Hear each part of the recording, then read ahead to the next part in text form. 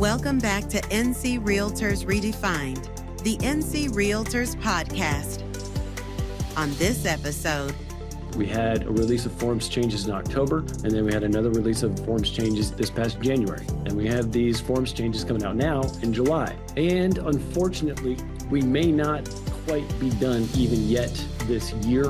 But first, do you have feedback on a story or topic that you'd like to hear covered on this podcast? Then give us a call at 336-550-4437. When leaving your voicemail, be sure to tell us your name and where you're from. Your comments may be used on a future episode of NC Realtors Redefined.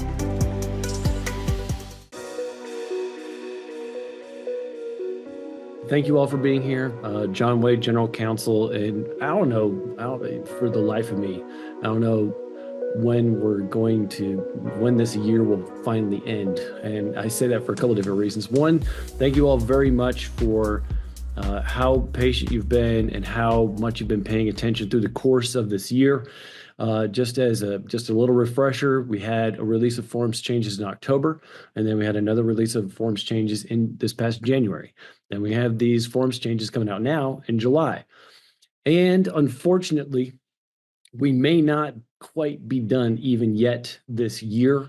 We don't know yet, and it sort of depends on what happens with the rollout and how people are going to respond to the new NAR's new policy on delayed marketing. So we'll talk a little bit more about that, as we move through the presentation today. Not in too much detail because that's just not set in stone yet.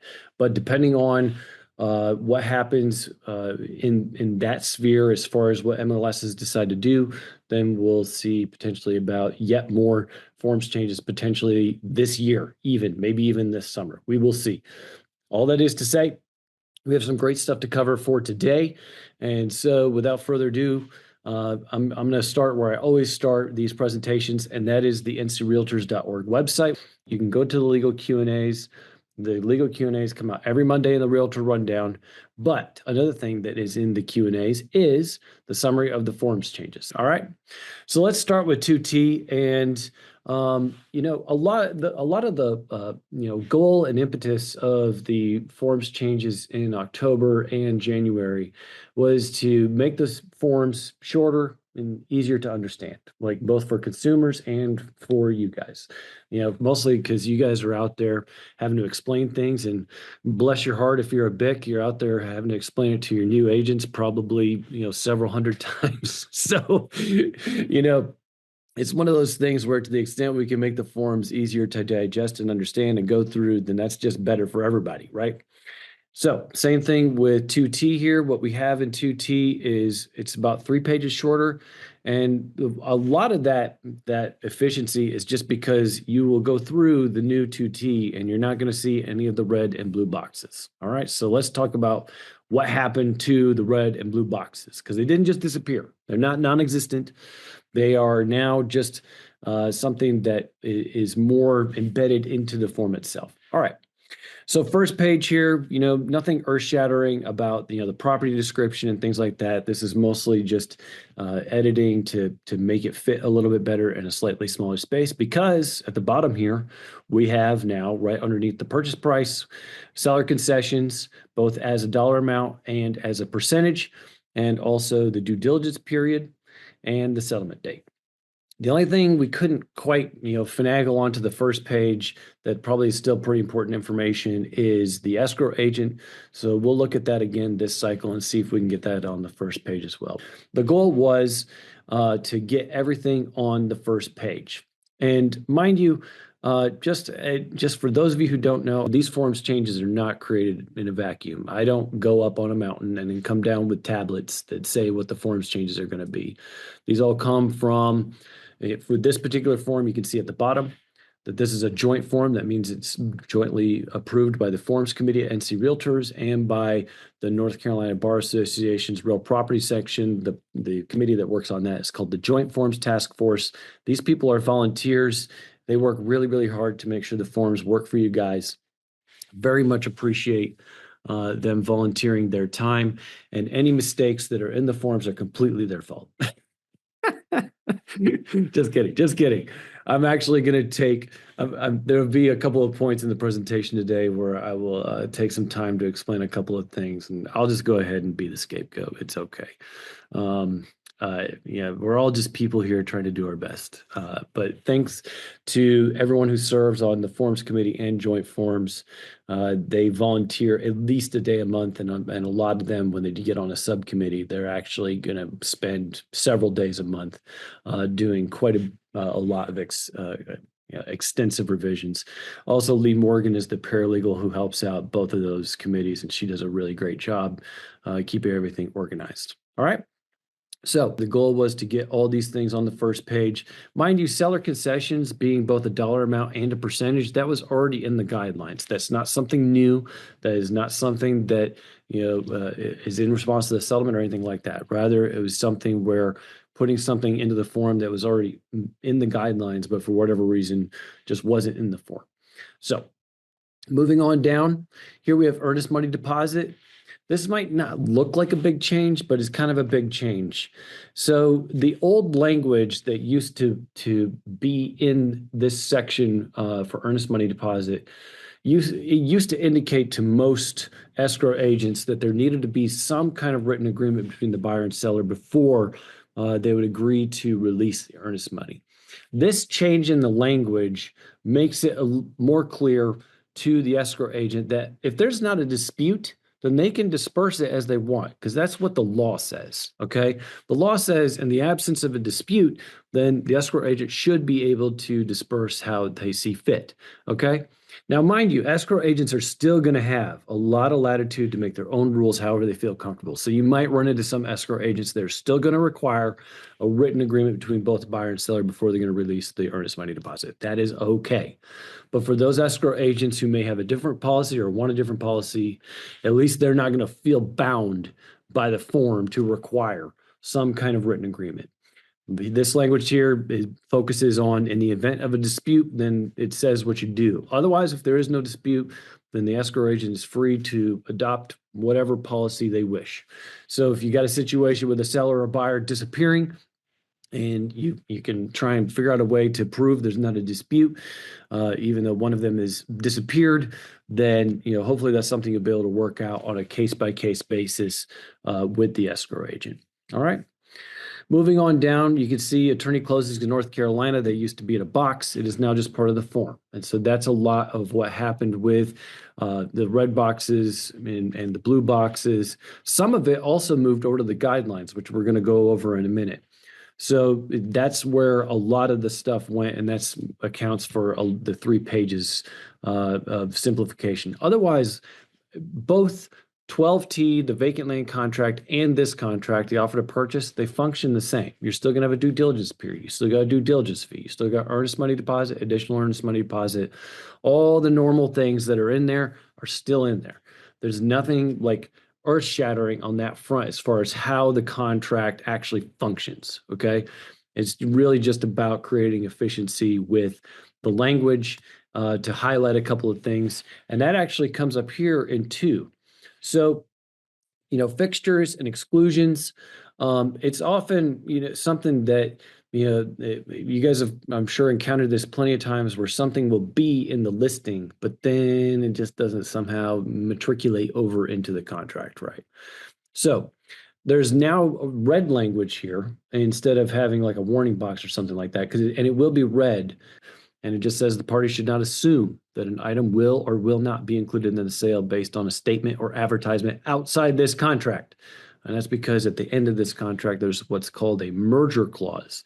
And the merger clause basically says, if it ain't in here, it don't exist. That's the merger clause paragraph. All right. One of the things that I always like to point out to agents on the hotline is just that there's actually 2 ways something can be a fixture under this contract. One is in part A here on the screen that you can see 2A. Anything that's a fixture under common law, then that is going to be included in the contract. The other thing is these bullet points. A lot of the things in the bullet points, they're not contracts. Like for a rain barrel, no, not generally speaking, that's not going to be a fixture. But because of the way the bullet points are laid out, it makes it a fixture, right? If you remember, when we did the release of the new exclusive listing agreement in January, the bullet points got changed in there, moved around a little bit. Now these match what are in the listing agreement. All right. Moving on down, a little bit of language here added to just make it clear that, if your seller is really bent on not paying something that has a lien on it before closing, to make sure that they have some kind of custom addendum to accommodate that. Make sure that's something that you discuss at the listing phase when you're sitting down at your listing appointment. But it's also in here as a little warning that if there's something that they feel passionately about, usually for whatever reason, it tends to be solar panels. My guess is because the seller has a lot of buyer's remorse about, paying the salesman and deciding to buy these solar panels, blah, blah, blah. I don't know the actual reason why. It's just my guess. But in any event, if you got a seller who really doesn't want to pay for the lien off for the solar panels at closing, make sure they get a custom addendum on there. All right. In paragraph 4, the red language is right there. And that's language that used to be in a warning box. So it's moved out of the warning box into the actual contract, but also to draw attention to it, you have it here in red to indicate that the buyer is strongly encouraged to conduct due diligence during the due diligence period. Mind you, and I just answered this call on the hotline today, the buyer can conduct due diligence all the way to closing. And it's not just the buyer's, not just an inspector or something like that. The buyer says the buyer can conduct due diligence. So if the buyer wants to not have an inspector do it and they want to do it themselves, then they can knock themselves out. They have the same rights as they have all the rights under the contract to be able to go do inspections, whether themselves or to hire someone and go do it. All right. Here you have a little bit of italicized language in 4A that there's no loan or appraisal contingency in the contract. Again, moving language from a box into the actual contract. It's nothing earth-shattering. It is already there, but hopefully now it's something that will be highlighted a little bit better. Moving on down, you can see this, it's funny. I get, a surprising amount of questions on the hotline of where is the as is language? Where is it for, how do we make the contract as is? The contract is already as is. And that's always been right here in 4H. And so what we did is, recommended to the forms committee that, it become bolded and make it red, and then hopefully make it stand out a little bit better. It's always been, I think, capitalized and bolded, if I remember correctly. I'd have to look at the old form to remember, but now it's in red too, to hopefully stand out on the page a little bit better. Number 5, buyer representations on, the funds to complete the purchase. Again, that's nothing, no big changes here. Some of the common questions I get around this is that, the buyer, when they make an offer and they make a representation about what their offer is going to look like, whether it's conventional or cash or whatever, it is a representation. Within certain parameters, they can change that. But probably the most common question on changing that I get is when the buyer wants to change over to an FHA or VA once they've already gone under contract for conventional. And the seller simply has no obligation to sign an FHA or VA addendum once they've already gone under contract. So if you're representing the buyer, that's important to your buyer.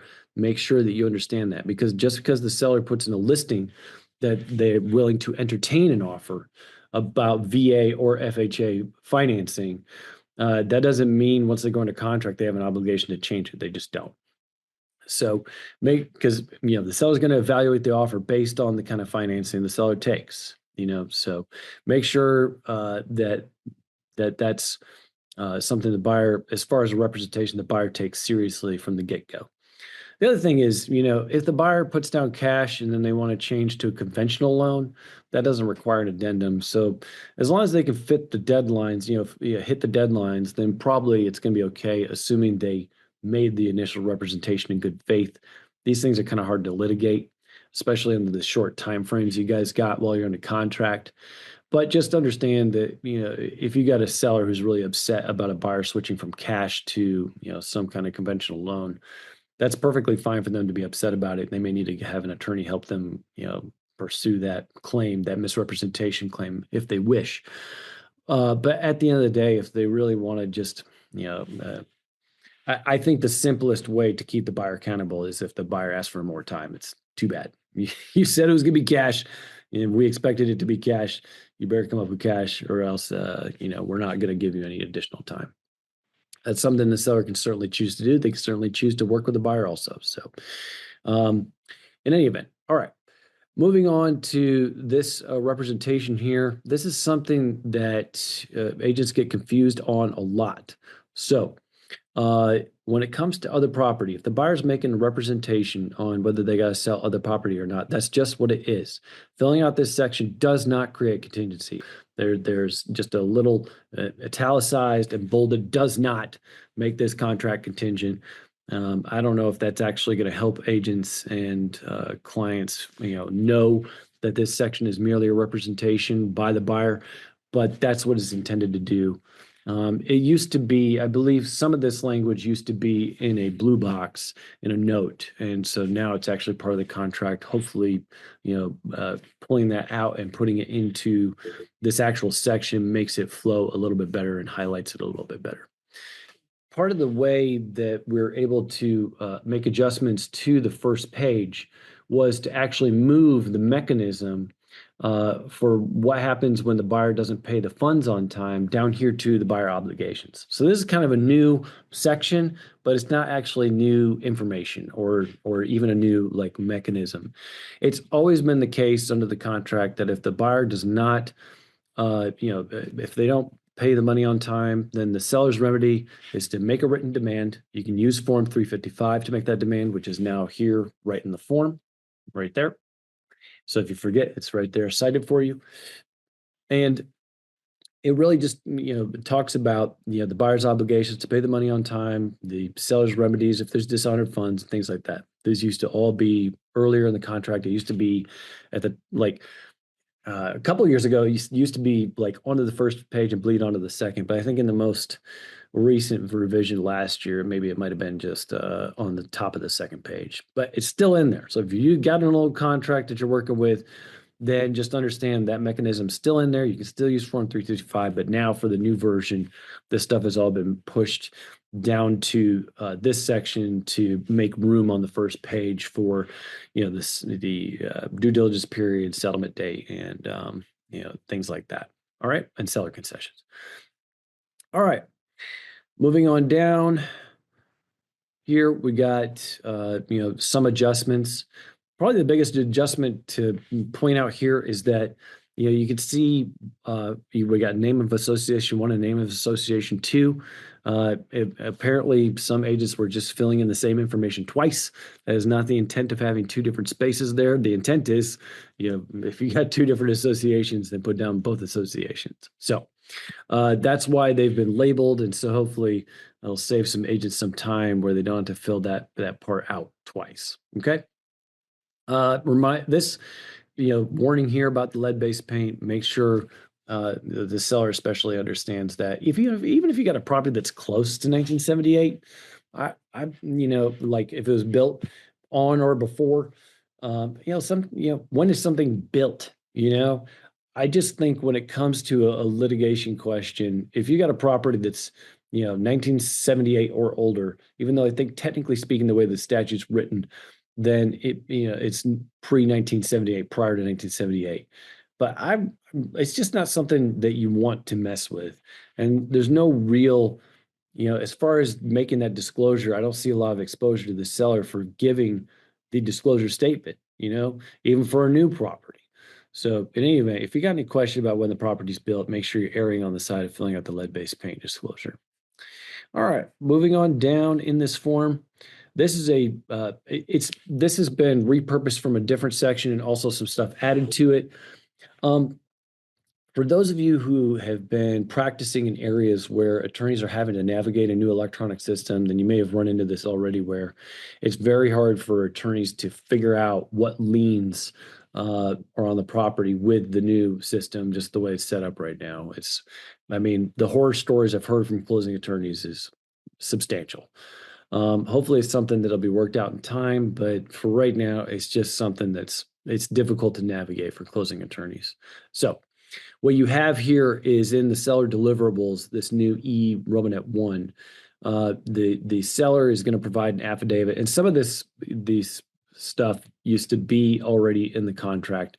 But the biggest thing is when it comes to materialmen's liens and judgments and things like that, the seller is going to provide an affidavit that'll allow the seller to be able to satisfy their good and warrantable title, because that's what title insurance companies are requiring from the closing attorneys in order to be able to get the title insurance policy. So that's why this has been put in there.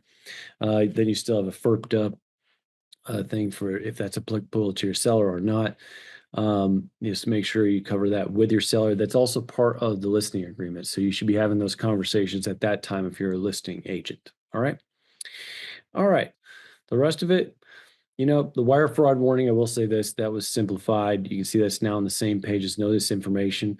One thing I'll mention about the notice information page while I'm here is that, the notice information page is where you make a representation to each side. The buyer and the seller both make a representation to each other of where they want notices sent. So if you don't want, notices sent to your buyer's email, then it doesn't need to be in there. Okay. This is not something where you got to fill out every single blank in this section. You really just got to fill in the things of where you want notices to go under the contract. If you're going to get a notice of termination and you're a listing agent, where do you want that to go? Okay. That's how you fill this section out. I know you guys use it for different things, like as far as inputting, parties in the MLS, agents in the MLS, and things like that. It definitely can work for things like that. But at the same time, that's not the purpose of this section. The purpose of the section and what Form 2T states, I can't remember which paragraph it said. But in any event, that's what this section is for. It's what the notice information section is for, is where you want notices to go. Okay. So those are all the changes to Form 2T and some of the common hotline questions that come along with that. I'll give another shout out to the subcommittee that worked on the guidelines to Form 2T. This is a pretty heavy lift. The guidelines to Form 2T have been substantially revised. You can see how much yellow is going on in this form here. And it's really because there was such a big update to the offer to purchase, it needed to be done anyway. But also, this subcommittee went through and put in some really cool stuff that you should check out. For example, just in settlement date, keys are not always given as settlement because closing hasn't happened yet, right? Settlement is just the delivery of the documents. Closing isn't completed until there's actually a recording of the deed, and you're not always going to get the keys at settlement. So if you got a client who's really giving you pushback on that, then you've got something here in the guidelines to point it to them to, just show, hey, listen, this is a common thing. Look right here. Another thing too, this comes up, relatively commonly as far as the hotline question goes, but when it comes to, I remember I talked about there's two different ways that fixtures can be part of the contract. The first is A, which is right here, and then B, that are the bullet points, right? And we have a Q&A that talks about what's the common law test for a fixture. So you got that right here. And so that's something where if you need to go over with a client whether they really want to make an argument or not about whether something's a fixture or not should have stayed under 2A, then you can cover that with them, and it's right here in the guidelines. That's new. There's lots of new things here in the guidelines that are pretty helpful. Again, you've got, stressing here again that no part of the contract creates a contingency when it comes to the buyer's representation of the property. I'm not going to go through every single thing in here, but I will say that those of you that use the guidelines for training and things like that, these paragraphs here at the bottom, I will say, were at the top. So instead of having a lot of stuff at the top before you get into the meat of it, instead we just did some general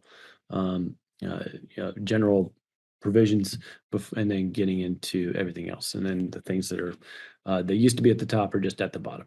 In any event, go ahead and look at these changes when you have time, and take a look at those.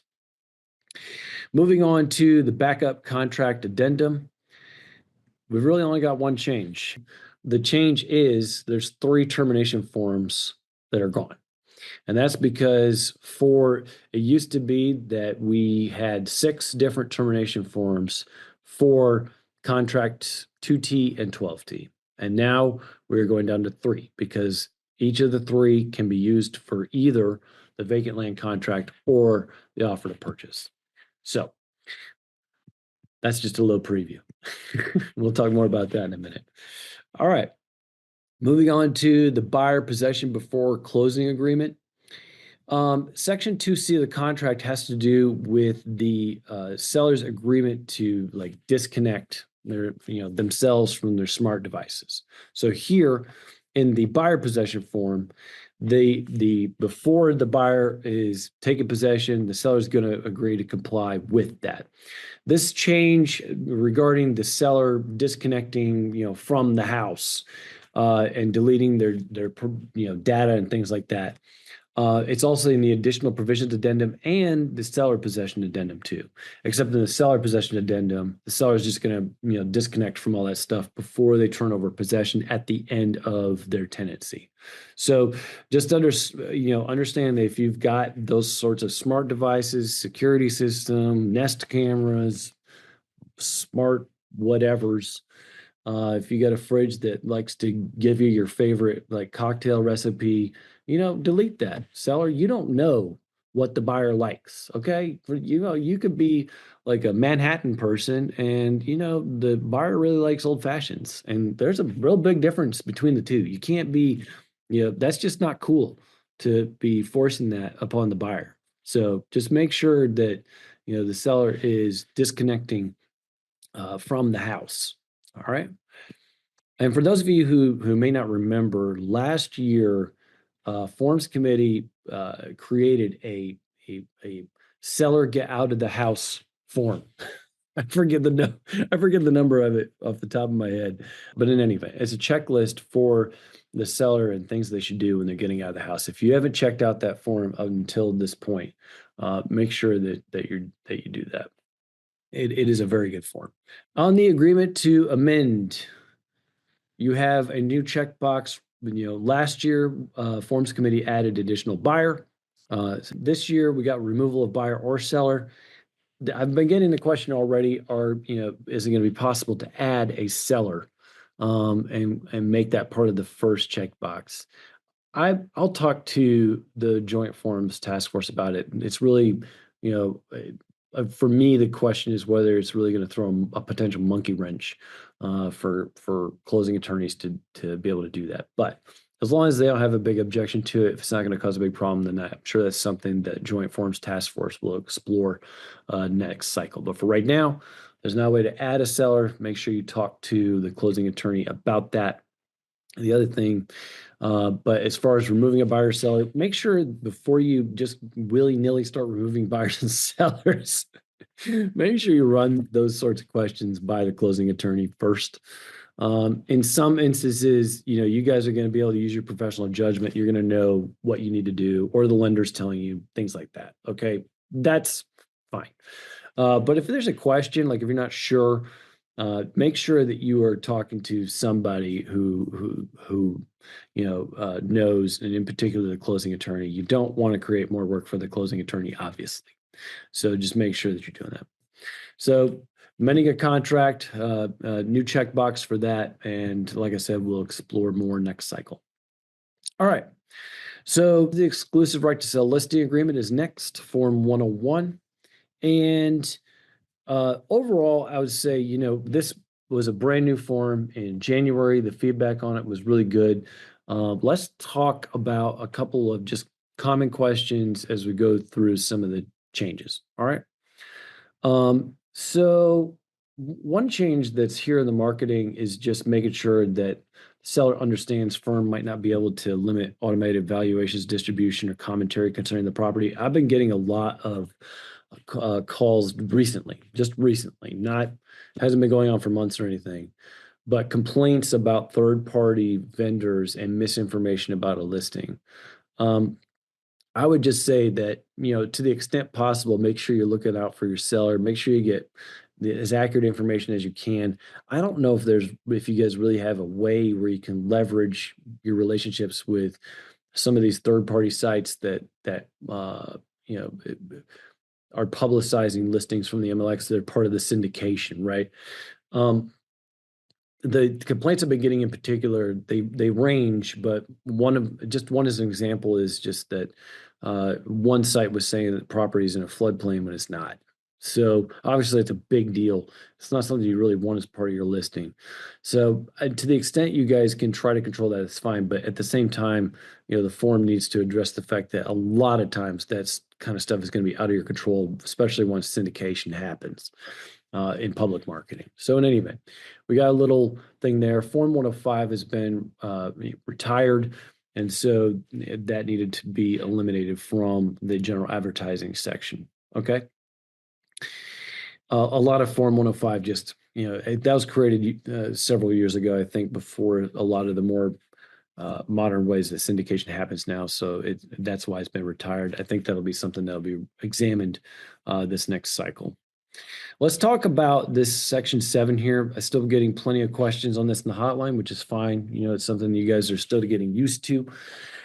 I just want to take a minute and stress that given the way you guys are having to negotiate cooperative compensation, looking at some of the expectations of how other people feel you guys should be negotiating cooperative compensation. It's just something that, as a risk management perspective, it makes all the sense in the world to make sure you are just talking about what is your firm charging for your services. This part 7B should be and only address what is your firm charging the seller for the services. That's it. It's nothing else. What is your firm expected to get? And so if you want to make sure that you're covering different scenarios like dual agency or an unrepresented buyer, then put it on the other fees line. You can see there's a couple, blank lines added in so that hopefully you guys don't have to add addendums and things like that. But those sorts of things, make sure that your firm's fee is specifically addressed. It's what the license law expects. It's what MLS rules expect. Just make sure that your firm's fee is clear. And no, it should not include any amount of cooperative compensation. Why is that? Okay, let's talk about that. Because in cooperative compensation, you can see firm is authorized to offer, seller may offer, and there's no real well, actually, I'll talk about the difference between the two in just a second. And then firm offer compensation as part of attached policy. Okay, so let's talk about these 3 boxes. We're not going to cover Form 220 today, but these 2 first boxes, these are meant to mirror paragraph 1 in Form 220. So who is paying the cooperative compensation? Is it the listing firm? Are they the ones that are going to be the contracting party in Form 220, or is it going to be the seller? Okay. And so these check boxes now match 220, and that's intentional to try and make it, to make it harmonize. So if the firm is authorized to offer, that doesn't mean the firm has to offer. The guidelines to Form 220 have said for, since they were created, which was, months and months ago now, that the firm is authorized to offer, and this was true under the old listing agreement too. Just because you're authorized to offer is not the same thing as mandated. You're not mandated to offer a certain amount. If the listing firm wants to know what an offer is, or at least get the outline of an offer first before they offer cooperative compensation, that is okay. That is fine. That is in the guidelines to 220s and has been there for quite some time. If you haven't read the guidelines to Form 220 yet, make sure you review those and look at those. A lot of what I'm saying is already in the guidelines, okay? So if the listing firm is authorized, let's say the listing firm puts, an advertisement out there, that the listing firm is offering up to a certain amount of cooperative compensation. Then Romanet 1 kicks in, And it says that the firm is authorized, because as a listing firm, you need to be authorized. You need that authorization from the seller before you're going to put some kind of advertisement out there that, potentially cooperative compensation would be offered, right? So if the seller authorizes firm to offer cooperative compensation, then the seller agrees that, number one, they'll be bound to it. And number two, they're going to bring that money in addition to firm's fee at closing. Okay. So that means that the seller would potentially be bringing firm's fee plus any cooperative compensation that's been negotiated by the listing firm. Okay. Or two, seller may offer. This means that the seller is going to be the contracting party on Form 220. It means that, they are going to be agreeing directly with the buyer agent or the selling firm, for a certain amount of cooperative compensation, right? And then Romanet 2 kicks in. If the seller does it directly, then they're going to agree to sign 220. But at the same time, it's going to be something that's going to be negotiable based on the offer if that's what the seller wants. Really, a lot of times I'll get the question of, well, what's the real difference between these two check boxes here? Like, what is the real difference? And as far as like, difference as far as, the buyer agent getting paid, sure, maybe there's not that much difference. But I think you can think about it this way, that there are, and these are, discussions that were had round and round and round in the forms committee. So if you want to know, why, there's these two different boxes, it's because I think the forms committee does a really good job of saying, well, what about? Well, what about? Well, what about? Right? So if you think about checkbox one, well, what about that seller who just is like, I just want to sign this paperwork and I want you to sell the property. Honestly, you negotiate everything. I'm sure I'm gonna like, look at the purchase price, the contracts and all that stuff. But honestly, I just don't want to deal with all this stuff. I'll authorize you to do a certain amount. You go do your thing, listing agent. You go and sell my property. That's what I've hired you to do. I want you to go do it. I think that's what you can think about checkbox one as being, that the firm is authorized to offer a certain amount. The seller's giving you that authorization. As long as you're functioning within that, then that's fine. And now you have a little note here and make it clear that this is not going to be deducted from firm's fee. Instead, it's going to be added to. Okay. And then you can think about the second checkbox as a seller who's like, listen, I'm going to be a little bit more hands-on when it comes to, potentially paying a buyer agent. All right. Like, I just don't want to, this is not something that I just want to give you a certain amount and then you go negotiate it for me. I'm going to do it. I think that's really something that's more appropriate for box two. Now, is there a right or wrong about it? No. But what I would say is, however you fill out this section, just make sure that you're communicating with the seller about the difference between the two and about 220, about how they would be the contracting party, things like that. I think those are things that would be good to talk about with the seller. And of course, your firm can have whatever policy they wished. That's what this checkbox, the third checkbox, is for. All right. And it's really, Romanet 3 is, nothing in the section will prohibit the buyer from later offering it. So if up here, seller, does not offer anything, right? Because that's the threshold question. It's right here. There's nothing changing about that. So if the seller, doesn't offer anything, they can always change their minds later. One change that is made to this section, though, is right here. Total cost is just optional, and that's mostly because if you're filling out, this section here, and you've got one rate of compensation for, if there's a cooperative agent, one rate of compensation if there's unrepresented buyer, a different compensation if it's dual agency, right? If you've got all those things spelled out here, then it could well be, some kind of range of compensation by the time you look at firm's fee and potential cooperative compensation. So that's why down here it's optional. If you know what it is, feel free to fill it in. If you got a way that you want to fill it in that makes sense, that's clearly communicates to your seller, that's fine. I would, say that you could just say see above, or you could put the range, however you want to do it. What cannot be a range of compensation is firm's fee. That cannot be a range of compensation. The license law is always required. And this is true in the buyer agency side too, that you work for your client, that you agree to a specific amount of compensation. not a range, not up to, not any of those things. So make sure that if you're specifying different fees, then they are specific different fees. Okay. All right. Down here, we have transfer of interest to a business entity. This is just a carryover from the old form. It doesn't come up very often, but just adding that back in to make sure that if your client does transfer to a business entity, then that would be covered as part of earning the compensation. All right. Down here, we have dual agency. We'll talk about this a little bit more in a minute, but I do want to pause here and just, talk about this section. When it comes to dual agency, the first two initial boxes here are really just about, either the, firm is or is not going to be a dual agent. All right, so that's a simple enough question. Then, of course, there's been questions about this section down here because it is different than the old form.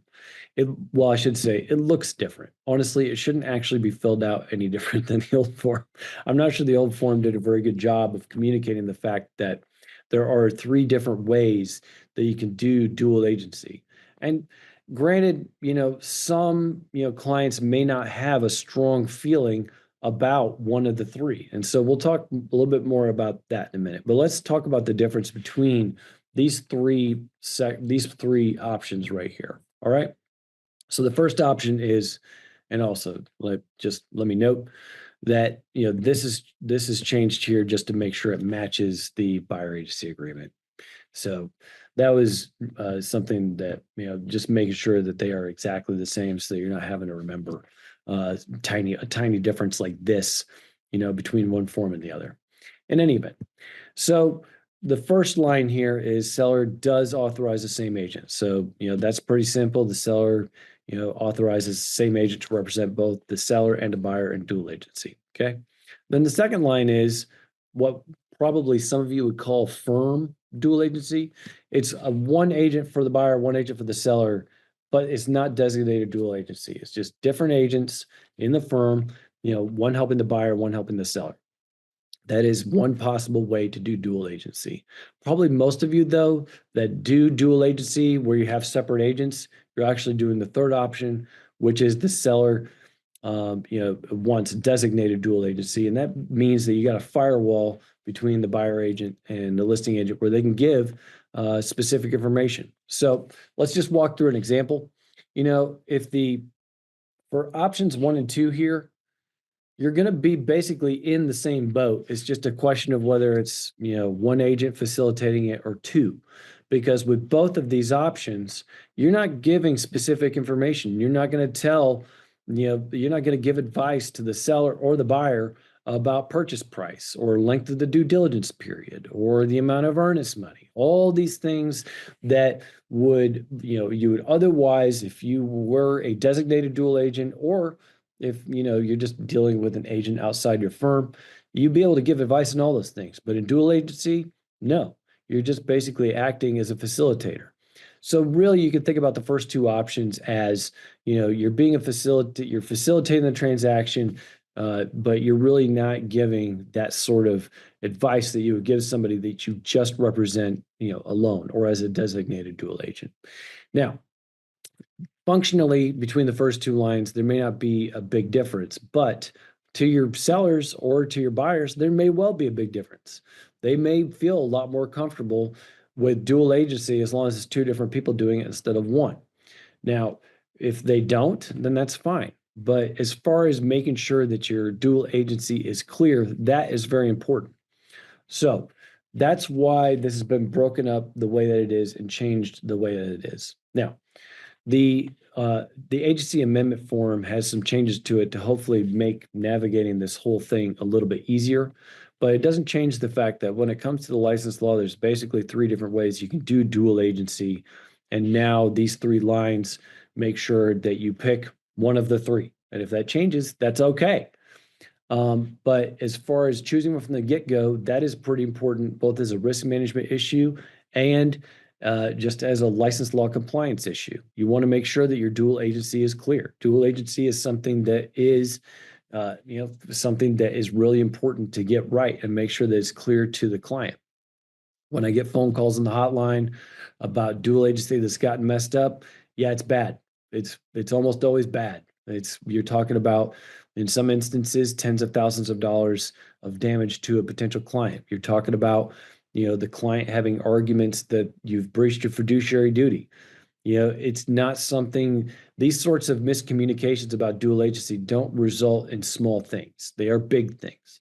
And that's why, hopefully the form and the way that this section operates now helps to clarify that, to reduce those risks. In any event, enough about that. The last thing that I'll say about this section is that if you haven't read, either this up here or these, Romanettes down here, go ahead and read through them. They do a good job of explaining. A lot of it is from the old form too. This is not like invented whole cloth or anything like that. A lot of this is existing language. It does a very good job of explaining how agents should be acting in dual agency. All right. Moving on down, in this form here, a lot of you will be glad to know that there's been heavy revisions to paragraph 16. Listen, I apologize, and this is one of those things where I'll just go ahead and be the scapegoat on this. If you want to throw stones, it's all right. It's all right. Well, can we throw something softer? I don't know, something softer than stones. In any event, the buyer's just not a party to the listing agreement. They're just not. And what this section has always been is to protect you as the listing agent when you are using your vendors and your contacts that in some instances you've spent years curating. And when the seller decides, hey, yeah, I need this done so I can sell the property, you're out there hustling, the seller's got you jumping up and down and all this other stuff. And then suddenly the seller decides to flake out and not sell. Well, that's not fair. And I've gotten hotline calls where, the listing agent is calling me and they're like, I got a surveyor sending me a bill for $10,000 because I had to hurry up and get him out there, because there was this buyer and it was like a hot lead and all this other stuff. Seller told me to get this surveyor out there, and then they just didn't want to pay. And that's not fair to you. It's not fair to the surveyor. And that's always what this has been about, that if the seller, directs you to use your contacts to go out and, get somebody on the property to help them sell it, then they should be responsible for that cost. Anywho, I understand that the way this paragraph was phrased before, it caused plenty of confusion. I'm very sorry about that. I think Forms Committee did a pretty good job of cleaning this up and hopefully making it a lot more clear. Hopefully, this will be the end of that confusion. That's all I have to say about that. So here we got new Form 101G, and these are new guidelines to the exclusive right to sell listing agreement. When the form was adopted in January, there were interim guidelines that came out as like just in a Q&A. And Forms Committee has gone ahead and provided new guidelines for this form. Same thing with the exclusive buyer agency agreement. I'm not going to go through that today, but just know there are now guidelines for both the exclusive listing agreement as well as the buyer agency agreement. I'm not going to spend a lot of time on this, but this is Form 103, the vacant land listing agreement. And as you can see, it has been updated to look like Form 101. It also has a lot of the same, edits that were done to Form 101. So just know that that has been changed now, including the fees and costs for firm's fee and cooperative compensation. Those sections have also been updated. Here we have Form 110, the seller estimated net sheet. This has been edited pretty heavily, and thank you to the subcommittee that worked on this. They had quite a few meetings. It's still a one-page form, but they had quite a few meetings to get this thing right. And I know it's really hard to see, but when it gets published without the highlighting, it'll be easier to see. Here you have pre-marketing expenses. Here you have mortgages and liens, and then finally you have closing expenses. So up here at the top, you start with the sales price and the settlement date. You go through those three things, and then you have a subtotal of the expenses. Then you subtract the due diligence fee, then the estimated net proceeds. So Hopefully the way that it's been updated, hopefully it helps you guys have a better conversation just based on, a lot of the common things you guys will see. You have listing firm compensation, you have a listing firm compliance, admin or brokerage fee, things like that, last time this form was updated didn't really exist. Those have now been added in. So if you take a look at Form 110 and some of the changes in there, and hopefully that'll help facilitate things a little bit better. Moving on to the exclusive buyer agency agreement, Form 201. Probably one of the biggest changes we have here is that now we have a checkbox for bonuses. You can also add some similar language if you have an existing buyer agency agreement. Then, or if you have one that comes up between now and then, if this is something that language you want to use, then this is something you can look at. But just if there's a bonus, make sure you are putting a specific amount though. So in your market, if you know like what the higher end of what a bonus might be, then that's probably what you're going to put on this line so that the buyer knows that that's how much the bonus could potentially be. And if it's less, then just like, it's always been with buyer agency, a lot of times, even under old MLS rules, buyer agents would waive, even if their buyer client technically owed them more money, they waived, they waived the difference. Some people didn't, but that's up to you and what you want to do as a buyer agent. That's between the buyer agent and the buyer. In any event, what you've got here now is a line for bonuses. So hopefully that'll make it easier for you guys to facilitate. And also, just to make it clear, unless otherwise indicated below.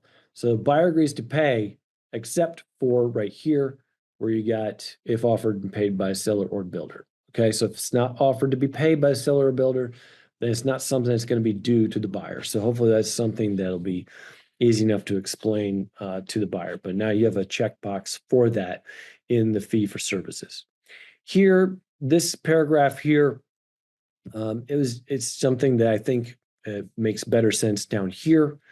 And so it's been moved down here to paragraph 13. This is also in the listing agreement too, except I'm not sure it was an actual change that had to happen. In any event, always understand that if your client is approaching you wanting to terminate an agency agreement early, then yes, you can negotiate fees and costs, time you've spent out there, hustling, trying to help your client. If they're asking to negotiate a termination of an agency agreement, then it's like any other negotiation. You could ask for your commission, or half of your commission. You can ask for whatever you think is fair based on the circumstances because your client is ultimately asking you for a termination of a contract that they've already signed. So that's a pretty common hotline call that I get. Here, it makes it clear that this, if you're going to terminate, it's got to be an agreement. At any time, a client can tell you as the agent, "You're not my agent anymore. I'm just not using you." And that's perfectly within their rights. But if they do that, that doesn't change anything about their potential obligation to pay you.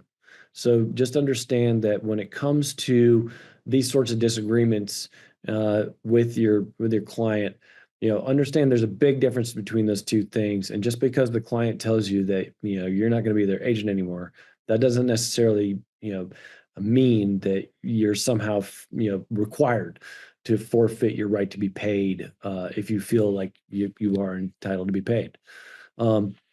The agency agreements do a lot of things, but one of them is to make sure that if a client has agreed to work with you as the agent, then you have some assurance about your services. Because think about it, you take a long time.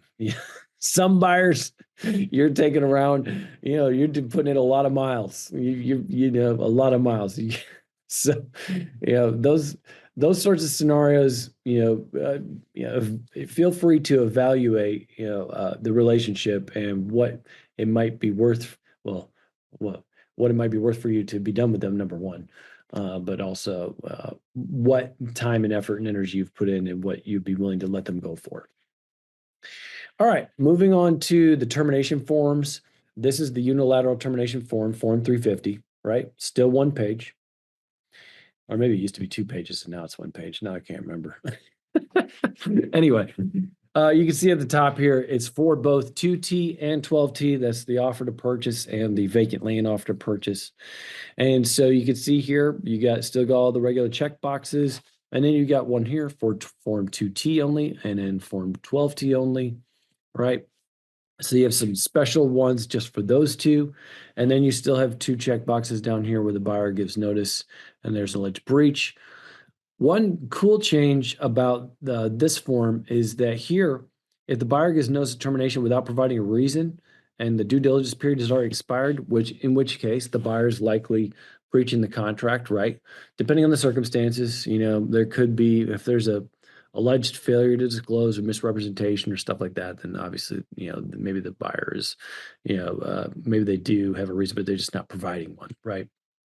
In any event, they either can or cannot agree to release the earnest money deposit to the seller. So that's new in the form. It hasn't been there before. So if you do check this box, then this will give an indication to the seller of what the buyer feels about the earnest money deposit.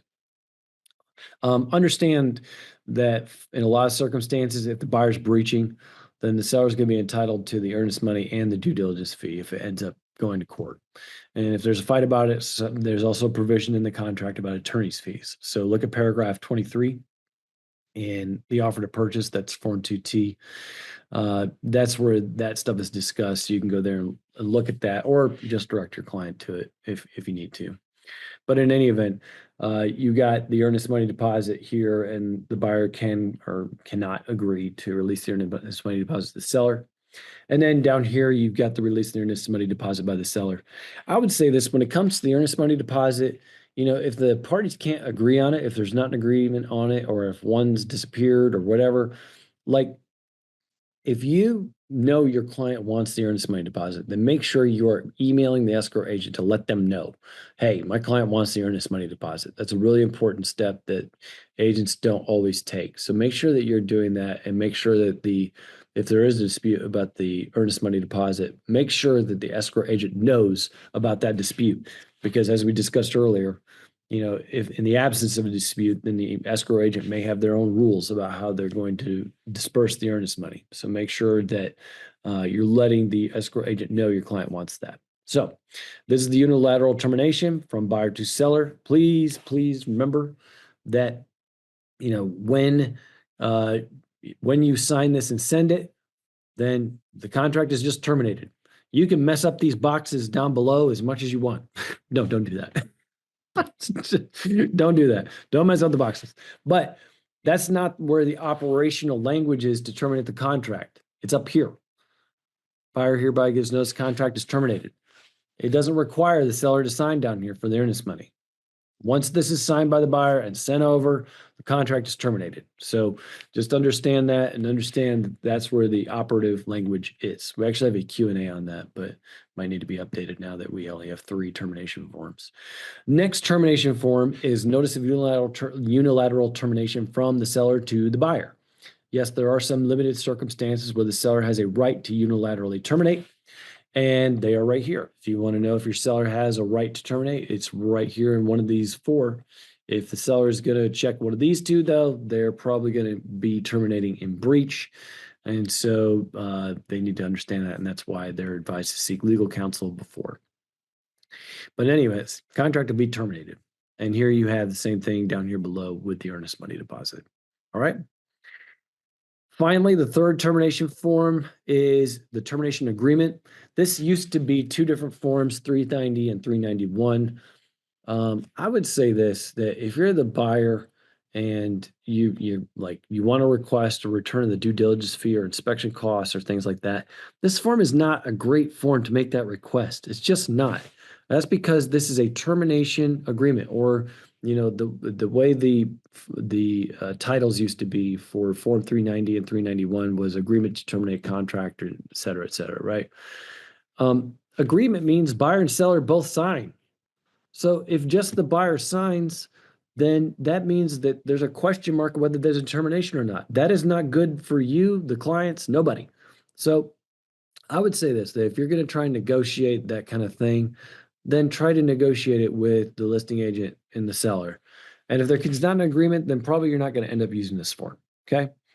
This form is not really great as like some kind of proposal to send over to kick off a conversation about whether there's going to be an agreement to terminate or not. So, and understand that the seller can always say no.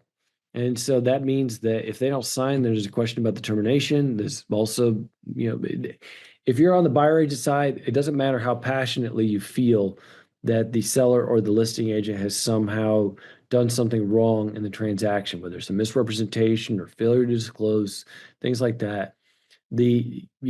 Just because you feel something should have been done, the seller also has an equal right, and the listing agent has an equal right to say, no, we didn't do anything wrong. And you don't have to agree with that or not. And ultimately, if the parties can't work it out by consent, then they may just need to end up getting their own lawyers to go and look at their options. Okay. But if you can negotiate a termination, that's great. And that's what this form is for. There's been a negotiation, there's now an agreement to terminate. Let's write it down. Sort of like Form 220. We've negotiated cooperative compensation, we've got an agreement, let's write it down. While I'm on that topic, when it comes to 220, that's really how it was always designed to be used. I understand people use it differently, and the guidelines actually talk about that. So if you have different procedures in place, I'm not slandering that. So just please take what I'm saying in the appropriate context, please. But 220 is really meant to be like that. And the thing is, if you negotiate 220 first and get it signed, then there's no real downside to the seller, because nothing, there is no commission earned under Form 220 unless the buyer and the seller go under contract before the expiration date in paragraph 3 of 220. As long as they go under contract prior to that, then it'll be earned. If they don't, they don't.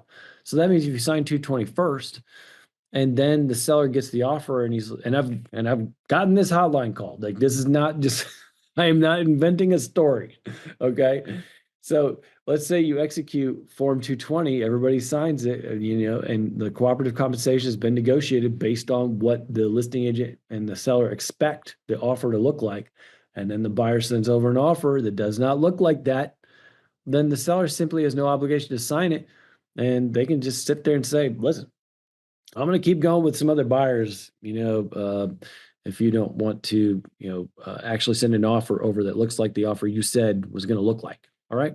So I would just say that, that's just my 2 cents on Form 220. If you have different ways of approaching it, that is fine. But 220 is ultimately meant, just think about if you didn't have Form 220, if you didn't have some sort of form to write down what cooperative compensation has been negotiated and agreed to, and you're relying on emails and text messages and things like that, it would be an absolute nightmare. So I understand that, dealing with Form 220 and negotiating cooperative compensation, I understand that that is a difficult process. And you will get all the sympathy in the world from me that is a difficult process. And in some instances, a difficult conversation, both with clients and when it comes to dealing with other buyer agents and listing agents, other cooperating agents. But at the same time, it doesn't change the fact that that's the environment that exists now, and it's not going to change anytime soon. So, what I would say about that is, make sure that when it comes to the negotiation part of it, realize that the form is a facilitator. It's not really something that if you're doing it in that order, then it's done in that order to help comply with Code of Ethics and license law. Code of Ethics says that when it comes to compensation, then that be negotiated first. And 220 actually offers a backstop where if the offer doesn't look like how you want it to look, then the seller it's not going to be obligated for cooperative compensation unless they go under contract with that buyer in any event. All right.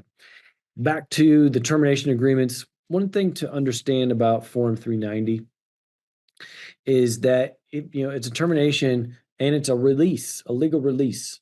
which is pretty important. It means that, if the parties sign this, that they're not going to, if they want to go after each other in court after that, it's going to be a difficult road. Okay. Now, the two different forms that used to exist, 390 and 391. 390 used to be an agreement where you would agree also to the earnest money deposit. 391 was an agreement to terminate, even though you couldn't agree to, even though you could not get an agreement on the earnest money deposit. So now these two forms are together, and the way they are matched together is in paragraph 4. So buyer and seller either do or do not agree how the earnest money deposit should be dispersed. And if they do, then you can fill in these two lines here, so much to the buyer, so much to the seller. Okay, easy enough. If they do not agree, then B is going to kick in, because if the parties do not agree right here, then they retain all the rights they have under the contract for the earnest money. And the interesting thing about this form, which I thought was a good addition, is down here, if they later agree, buyer and seller have now reached agreement. So you're not going to fill below the line here. You're not going to fill it out at the time that this is filled out. This is a release of earnest money that could be used if the parties cannot agree at the get-go about how to release the earnest money. So if they can't do it at the beginning, they can do not right here. They can, figure out that that's going to be an annoying process in front of the clerk, and it's going to take 90 days and blah, blah, blah. Then they might come back and want to use this, clip, release at the bottom. So in any event, then you have other terms. If you want to put other terms here, for example, inspection costs and due diligence fee, you can put that right there. That was in the old form. It's a carryover. And then you got the effective date. So this is all one page. All the termination forms are now one page. So you get the unilateral, termination from the buyer to the seller. You got the unilateral termination from the seller to the buyer. Did I say buyer to seller? Seller to buyer? I don't know. One side to the other. You know what I mean? Two different forms. And then finally, the agreement to terminate, which is this one here. All right. Here we got the agency agreement amendment.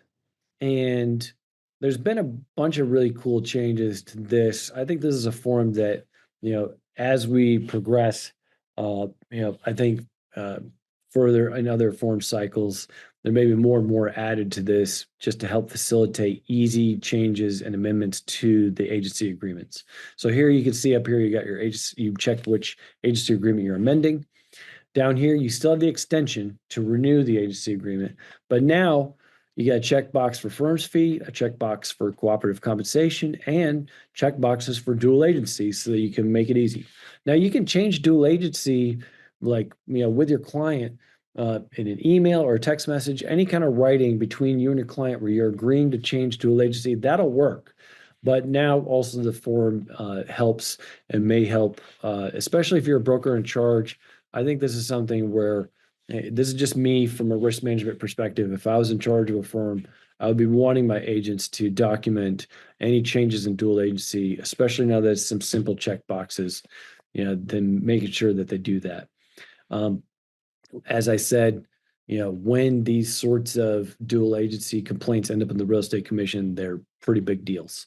And so I think it's something that, you would want to make sure that agents underneath you, if you're a broker in charge, are paying attention to. Here you got listing price, other amendments. You can put anything you like in these other amendments. There's still plenty of lines for that. And then this checkbox has actually been removed so that it's clear that, there's a survival and an effective date. All right, that's all the changes for that one. Moving over to new form 725. There's just been, ever since the settlement, it seems, there's just been plenty of sellers and builders. And I just got a phone call today on it, to be honest, when I was doing a hotline this morning, that, sellers and builders, they want to see your agency agreement before they'll agree to cooperative compensation. And it just gives me a lot of heartburn, especially lenders, who want to see that kind of thing. I just don't. It just gives me a lot of heartburn for you guys to be handing that kind of information over. And I know you also have heartburn about it too, and I think that's perfectly understandable. So Forest Committee proposed this form as hopefully something that will satisfy those parties. It's just a one-page form where you can say what your relationship is with your client, what the compensation is. If they need some other information, fine, but that's it. And instead of giving them the entire agency agreement, then you can give them just the information that they're looking for. Just make sure you fill it out correctly. It does have a disclaimer here, making it clear that it's not going to amend an agency agreement, but also make sure you fill it out correctly, because if you're making misrepresentations, as any other misrepresentation, it could potentially subject you to discipline. So just make sure that you're filling it out accurately and giving accurate information. I don't have one thing in your agency agreement and then put something else in this. Regardless of the disclaimer, you could get in trouble for that. So make sure that you're doing that correctly. Finally, last form we got today is an agreement to amend the offer to purchase a contract new construction. Prior to the adoption of this form, there was, unless you went and had an attorney drafted an addendum, or if you made the amendments directly on 800T, then that was the only way to amend that contract. Here you can see you got everything in here. You got construction fees, pre-construction evaluation period, things like that. Actually, this is actually in 4T too, the agreement to amend the 2T and 12T, that amendment form. There was one small change I didn't cover earlier, so I'll just note it here. You can see that the expiration of the pre-construction evaluation period is changed to 5 p.m. on blank. And it used to be extended. There used to be the word extended in there. So now, if you want to shorten it or if you want to extend it, either one, then for 2T, it'd be the due diligence period. But if you want to shorten or extend either one, then you can do that with the form. All right. Plans and specifications, escrow agent, all these things that are in 800T, you can now change with an amendment form. As a final note on forms changes, I'll just note this real quick. I'm not going to go through it in any detail, but I do want to give a shout out to the PMD folks. They went through, and for those of you who do both or may not be aware, the residential rental contract went through a similar refresh as Form 2T. So you can see here that it's also been shortened and a lot of good changes to make it read easier. So if you use this form, this lease agreement, it's worth noting that there's a pretty good change to that. Same thing with the folks over in the commercial form section. Thanks for their work. They also did a similar refresh to the commercial contract. All right. So that's all I got for you as far as forms changes go. I know that's all I got for you. It only took me an hour and 15 minutes to actually explain the highlights.